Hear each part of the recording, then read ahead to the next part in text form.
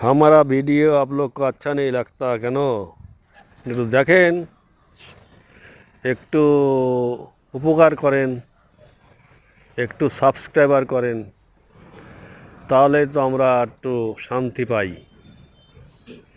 সবাই একটু সবাইকে সাহায্য করেন। আর কি বলবো আপনাদের, নমস্কার, ভালো থাকবেন। ভিডিও করতে পারি না, এই টুকটাক করে পাঠাই। যদি ভালো মনে হয় একটু সাবস্ক্রাইবার করবেন। থ্যাংক ইউ, ধন্যবাদ।